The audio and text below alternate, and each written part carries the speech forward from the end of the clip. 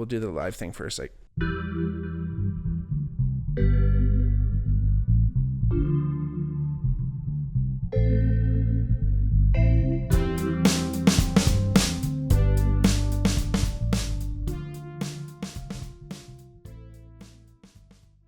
hey everybody, welcome back to the Bigmark podcast. It's me, your host, Bigmark.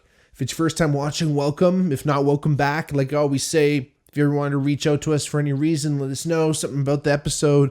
If you want to hear about a topic, hit us on our DMs at the Bigmark Podcast on Twitter or at the Bigmark Pod on Instagram. If you ever want to support the podcast, we have a couple different tiers. You can check out our Patreon, patreon.com/thebigmarkpod. We always want to spread the word, so however you want to do it, just follow us along. Rate the podcast if you have a chance. Any way you want to connect with us, we'd love to hear from you. And yeah, if you're watching on YouTube, make sure you subscribe to our channel and like the videos, and make sure you know when the next upload comes, the next one.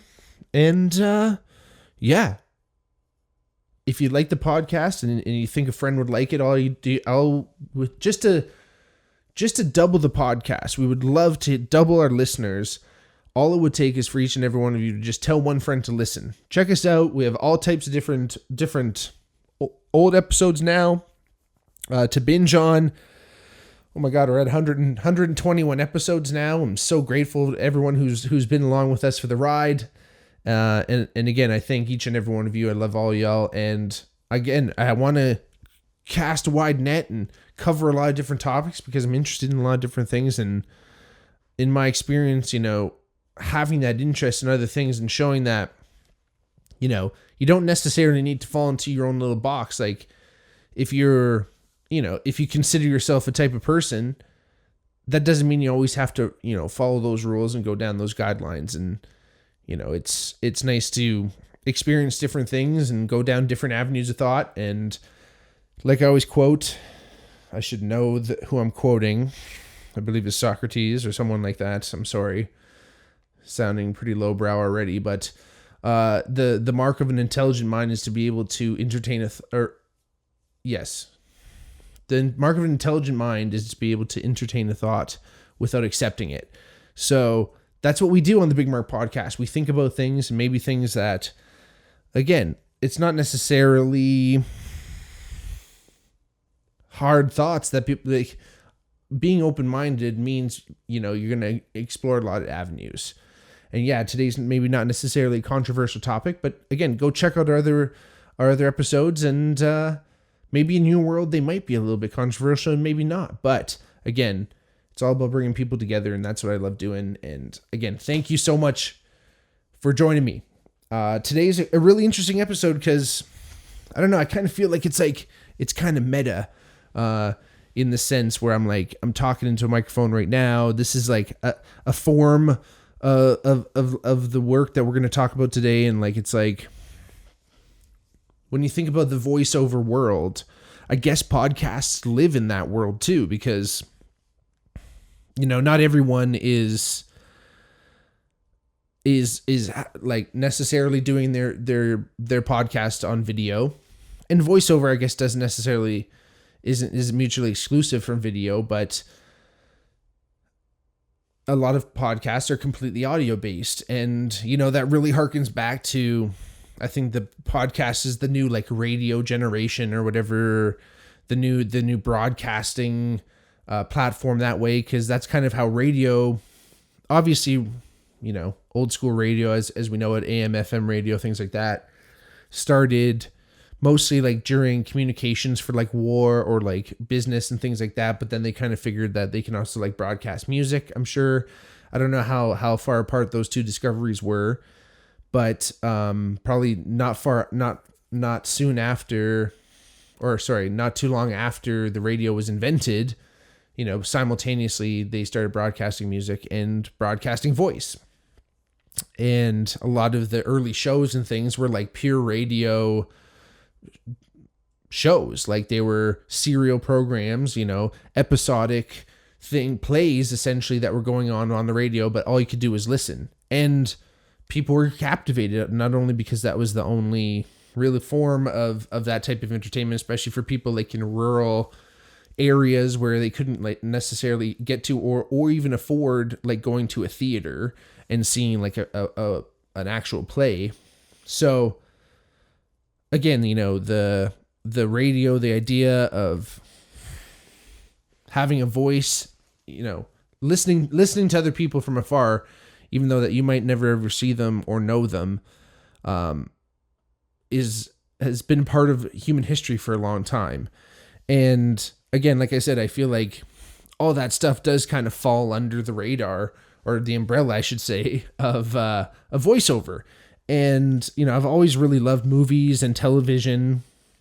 You know, cartoons obviously were a huge part of my childhood, like basically anyone who's grown up watching any type of TV. You know, obviously from Looney Tunes, like in Mickey Mouse and all those old school, you know, Warner Brothers type cartoons. Then to all the cartoons that I grew up with, you know, like Pinky and the Brain from the Animaniacs, Reboot, which is tremendous. Hey Arnold, Simpsons, obviously, Family Guy, Rick and Morty, chill out. King of the Hill, South Park, some of those more like adult cartoons and things like that. Obviously, all the superhero cartoons like Spider-Man Spider-Man the animated series, I guess they call it, and then Batman the animated series, tremendous. Like the cartoons and the visuals are obviously huge, but like realistically, the actors doing the voices of all these shows, of all these characters, and these are just like a small handful of the shows that I grew up on. You know, you name it. There's like, again, Reboot kind of falls under that more like CGI thing, and then you have like puppets, like obviously, you have like the Muppets and things like that, which like I feel, again, the performance is there, the puppets and like the puppeteers doing the action, but like the voice and how it's actually like how the character acts it comes through so much through the voice, right? Like, yeah, they say that human communication is mostly like nonverbal, but there's something about entertainment where we really do take into account the voice so much more. I think, again, because we have evolved techniques and ways of acting purely through voice and using cadence and timbre and like raising your pitch of the voice. It's like very similar to music in that sense. But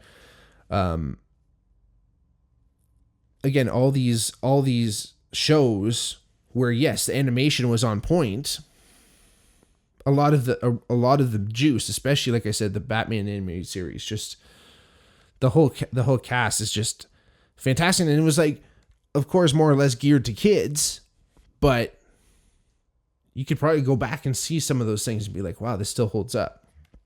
And early on, I can't remember how old I was. This had to be, I want to say maybe I was like 11 or 12, something like that. Like it was still like in the early kind of like YouTube days. I remember watching Inside the Actors Studio. Remember that show? They'd have actors on and talk about like, you know, how they came up. There was an episode where they had the entire cast of The Simpsons on. And of course, like I mentioned, I watched The Simpsons. You know, I wasn't like diehard. I've probably seen, of the good seasons, I've probably seen most of The Simpsons like by now. But back then, you know, I was watching it here and there. And I really loved the show, but I never really thought too much about like who was actually like voicing all these characters. I just, you know, I guess I knew that there was a person behind the voice, but I never really thought like, oh wow, like what is like the actual meat and potatoes really of this whole operation. And having the whole cast of The Simpsons on Inside the Actors Studio really opened my eyes early, and I learned that there was not only this process, but these actors that I think there was like six or seven. I'll mention them later, but there's like 6 or 7 of actual actors that do the voices on The Simpsons, but there's like hundreds of characters, or like over 100 characters. So each actor is doing multiple voices of different characters. And again, just like it really captivated me. Like even back then, I don't know what it was. It was just like, this is so cool. Like you are essentially like a lot more free to do a lot of different things, right? Like you're not constrained by the physical world, right? Like as long as the animators can animate it, you can basically do anything. Timing can be altered. Like a lot of things can be edited and done in post. Like you can add voice effects, things like that. You could be one person doing multiple voices and basically just talking to yourself. Like again, the originator, Mel Blanc, he was like the voice of basically all the Looney Tunes originally. Like there was a time where he fucking was in a coma from a car crash or something, and they started bringing him out of the coma by talking to him through his characters. They're like, "Hey, is Bugs in there?" And he's like, "Hey, what's up, Doc?" And it's like, all right, that's deep. That's deep shit. So again, it is just this whole other realm of imagination, right? That's what it is. It's true imagination. And I've thought about it a lot, in the sense where like, oh, that would be fun to do, like voiceover. I think it'd be fun, doing the podcast and things. Like I've kind of gotten used to the sense, like sound of my voice. Like, some people are like, oh, I hate the sound of my voice on tape. Do not get me wrong. It's not like I love it. I love listening to it. I put it on in my spare time, but it doesn't bug me. And shout out to my boy Julian Pedalecki. He's been on the show. Pedalecki. I think I'm going to have to get that right because I'm going to be his MC, but he asked me to be his MC because he credited me with the sound of the old fucking voice. And it's like, all right, cool. I really, really appreciate that. And again, it's something that I'm like interested in. Same thing I'm interested in, like being a fucking like extra in a movie or something like that. I don't know what it is, fucking pipe dreams, but it's fun to think about. And the more I think about it, there's some people that just would never want to do something like that. So I think about it, and it's funny. I was playing Lithuanian basketball, shout out Kovas, last weekend, and one of the guys that showed up, Romas, he was telling me that he was doing some extra work for like some cop show, and then he did like some background stuff for Murdoch Mysteries, and they fucking dressed him up like he was in the fucking 1910s, whatever the fuck Murdoch Mysteries is set. And again, I thought like, yeah, maybe I think in my head, oh, everyone would want to do that. But like realistically, there's some people who would actually vehemently be against doing something like that. So they're probably looking for people realistically. And like, I always think I could play like a fucking goon. I could play like Russian, Italian, any type of Eastern European mobster, like goon in the back, football, extra 100%. Basketball would be pushing it, but I'm tall enough, I guess. I'd maybe lose a couple LBs. But yeah, fuck. I'm down. What up, everybody out there listening? But again, there's something where, and I don't know, it's probably something I take more pride in on my own, but I don't mind doing a voice here and there, changing things up. I remember with my boy Nicky Johns back in high school, shout out Nicky Johns, doing crazy voices and shit, and like it's kind of fun. So I'd be down to try. And I always felt like I could do it, and I finally got my first foray. Again, shout out to Escarpment Labs for hooking it up. But I got my first chance to do like some official voiceover work, and it was tons of fun. It turned out cool. We did our April Fool's joke at work, and I got to read some script, and it was tons of fun. Like again, when it's pure voiceover, you don't have to worry how you look. You can just say the words, read them as such, and even if it's like sight reading and stuff like that, like I don't mind doing that. But I feel like if I really had a chance, and my biggest thing with whatever acting or even voiceover stuff, I feel like I'm good at taking direction. So if there was a director involved with an idea, I'm coachable, and I always felt like, I could do that thing. And it's funny, like music and voiceover, I feel are close, right? Like there's this Wicked documentary that, I watched back in the day. It came out in like 2013, but it's called I Know That Voice. And it's really, really interesting, super, super comprehensive in the sense where it really covers every fucking base of what voiceover is. Almost like, again, it was like very inspiring back in the day, just, at that in a formative time for myself. But like watching that documentary, being like, man, I love all this shit. I recognize a lot of these voices. There's so many different avenues you can go down. It seems like not such a completely out of reach career, like foray into like entertainment business without really, and like, a lot of the voiceover actors talk about, you can walk around, people don't really know what you look like, because all they they know what your characters look like because they're fucking cartoons. But like, unless you're very recognizable or potentially an actor on top of being a voiceover actor, no one really is going to like recognize you. So like, you can live a relatively normal life and not worry about not being able to travel around and have people, follow you around and swarm your family and things like that. In this documentary, they also talk about how music and voiceover are similar in the sense, or not necessarily similar, but like complement each other. Because one of the voiceover actors, that's how he warms up. He just sings to music. And again, voice control and just like knowing how your voice works and knowing how to warm yourself up and things like that properly, like that's all part of music as well. So I feel like, I kind of understand that part of things. And there's so many different, like I said, the way I know that voice breaks things down, but like some of the really interesting ways you can approach voiceover stuff, which is super cool. And some of the stuff I never really thought about until I watched this documentary, but like some are obviously pretty obvious, but like super cool nonetheless.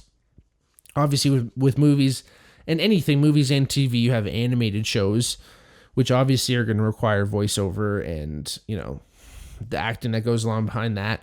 Like, depending on the approach, sometimes the actors are basically acting it out first, and then the animators are kind of animating around that. Like one of the shows, or one of the movies, Rango, I think was kind of like that. They basically kind of did motion capture / they just like watched the actors kind of like acted and like animated the scenes based on the way they moved. Rango with Johnny Depp, they really did it that way, or vice versa, where the actors are seeing kind of how the animated characters are and what they're capable, and then you're creating those voices as such. Obviously, you have like voiceover dubbing, things like that, where you are, if it's translating another language, you are then like kind of basically reading the script over top of your character that you're doing.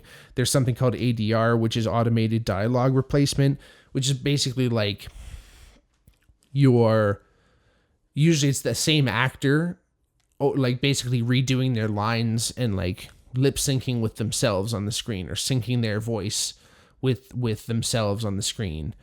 And again, that's just like improving the dialogue and making sure like everything's sounding crisp and clear.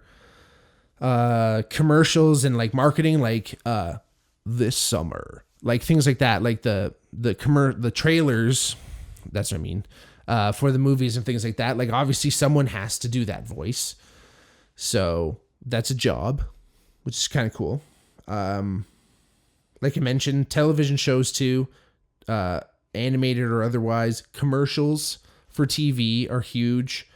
And like narration for series and things like that. Like someone's got to do that shit, right? Like someone's got to sit down and actually fucking read out all the shit, which is wild.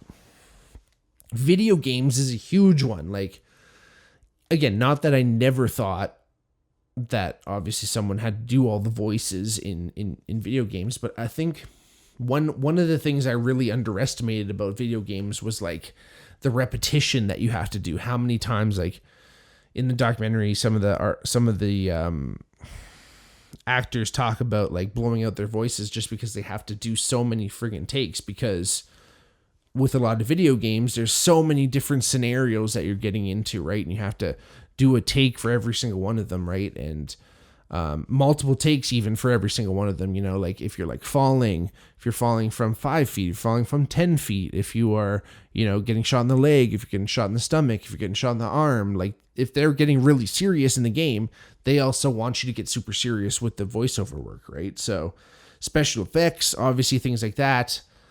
For along the line of all those things, movies, television, and video games too, right? Where you are not only just doing dialogue, you're also like creating voices and characters and sounds for monsters and animals and things like that. Because yeah, you can record a lot of things and you can like do things digitally, change things up, but it's not the same, right? So sometimes you have to get someone to do that. And then there's like, my gosh, I'm so sorry. Like it doesn't even have to necessarily be voice work. Like even like the sound effects in movies kind of thing. Like when it's called, when like someone breaks their bone in a movie, obviously no one's actually breaking their bone. So you have to like put a sound in. It's called Foley, Foley. And that is also technically kind of a part of voiceover, right? Because it's just this behind the scenes, something that's really important. And truthfully, this is another thing that actually, like, funny enough, really draws me to the voiceover stuff is the sense, like, it seems to be one of those careers or paths or jobs or however you want to look at it, experiences that it seems to be congruent with a lot of the things that I've done in my life, especially with sports, especially with a lot of other things in life and positions I've taken in friendships and relationships and things like that, in the sense where, I've always been the goalie, I've always been the center, I've always been the offensive lineman, I've always been the guy who, a bass player, whatever it is, that does the thing that's crucial to the success of the endeavor, but isn't necessarily the star of the show, but is part of the team in an invaluable way. And in the sense where, again, offensive line, you're the last one to get praise when something goes well, but you're the first one to get criticized. Goalie, same idea. You're basically, in both those circumstances, doing something different than kind of the rest of the team is doing, but you are within the game, and within that, the people who know, you get the props from them. And it's just like unsung heroes just working in the trenches, and I love it. And every time I talk about it, I hate talking about it because it seems like I'm fucking complaining. But it's not. It's just a fact, the sense that someone has to do that underlying work and support and foundation to allow the others to shine on top of things like that. And I still bask in that shine. But yeah, I think this kind of lands in that same kind of token where it's background work, but it's so important to the success of whatever the endeavor might be. But it might not be the first thing you see on the screen, especially if it's like an animated program. You know what I'm saying? Audiobooks. I'm big on audiobooks. I always talk about them. Like, obviously that falls in the categories of voiceover work. Some great series, obviously, that are out there. There's tons of awesome like voiceover actors out there that do books. I love when there's one actor that, so the one thing I talk about with audiobooks, it's funny. I love listening to nonfiction audiobooks a little bit more than I like listening to fiction, because nonfiction tend to have one reader, one narrator just reading the book fairly straight up. Usually it tends to be the author of the book, which is also nice. But for fiction, sometimes you have like an ensemble cast doing like every voice and it's basically listening to a play. Not so huge on that, but I do like when you have a really good actor that can do multiple voices without going over the top, without being too dramatic. I don't know exactly what the word is, but there's a balance to be struck there. And Andy Serkis, I think, does a great job with Lord of the Rings. I've only heard snippets of that, but I'm sure obviously his talents shine through that, and I can't wait to listen to that entire series. Stephen Fry, I'm listening to that right now. Stephen Fry actually listens to, Stephen Fry actually reads the Harry Potter series, and he does a fantastic job. I've been listening to his renditions. Very, very good. There's some other great voice actors out there that, again, Mel Blanc, like I said before, he's the OG, but there's so many others out there that you'd probably hear their names and maybe you'd recognize them from seeing, but I know you'd recognize them if you heard their voice. Obviously, you got to shout out the whole cast of The Simpsons, Dan Castellaneta as Homer, and many other voices. Julie Kavner as Marge, Yardley Smith as Lisa, Harry Shearer as Mr. Burns, and many, many others. Hank Azaria as Mo, and many others. Nancy Cartwright as Bart. Obviously Phil Hartman. You gotta love Phil Hartman. He's been the voice of many a character on The Simpsons, but he was also the voice of Troy McClure. Rest in peace, Phil Hartman.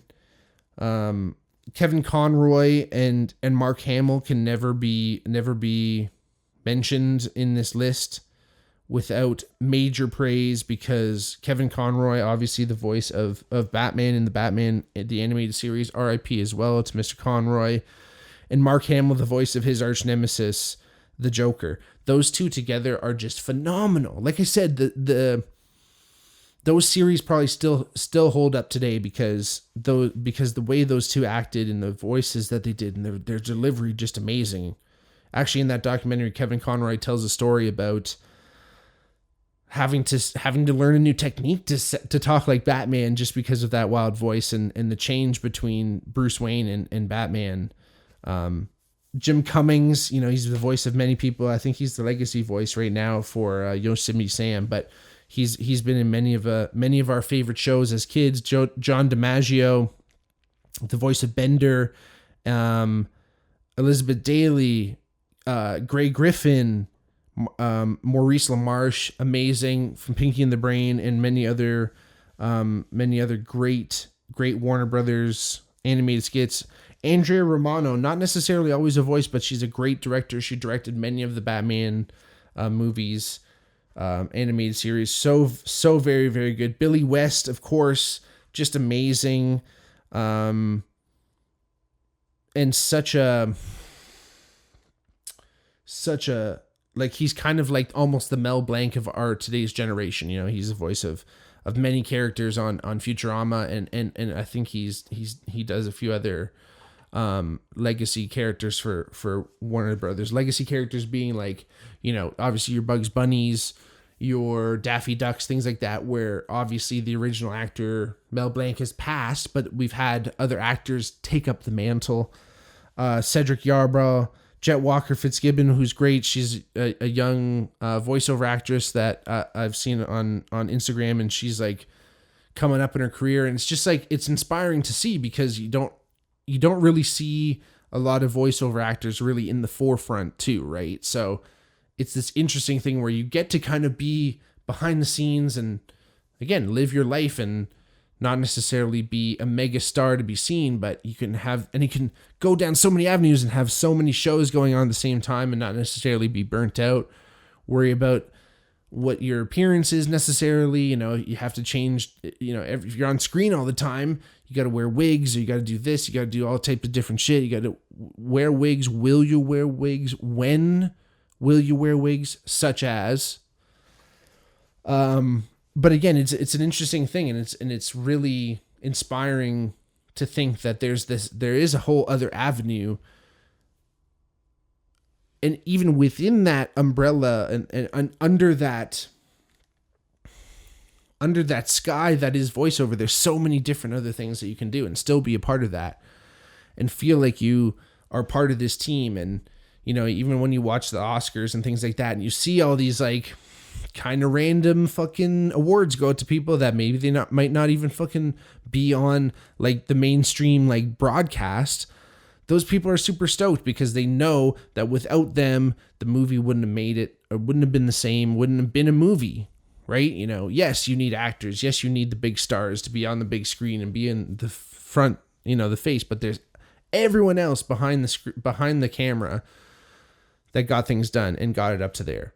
And I think that those are the unsung heroes, and those are the people who we got to praise.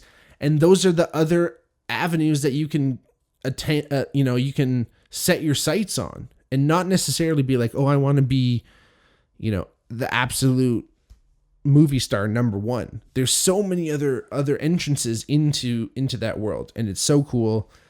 And I'm really excited, and it was a really fun podcast episode, and I think it's just cool. It all fits together.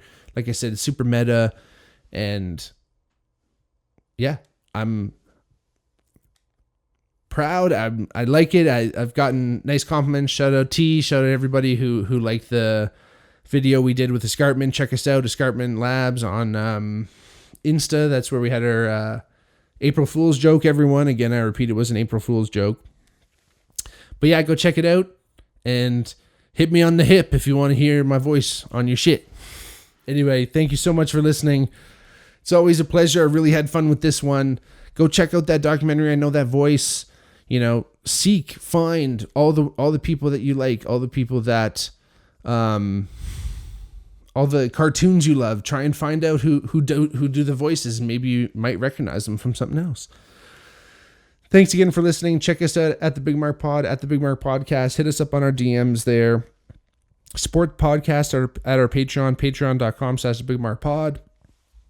Like and follow. Subscribe to our channel on YouTube. Pass it around. Tell your friends. Tell everyone you know. Thank you so much for listening. Come back, and we'll see you next time. Love y'all. Peace.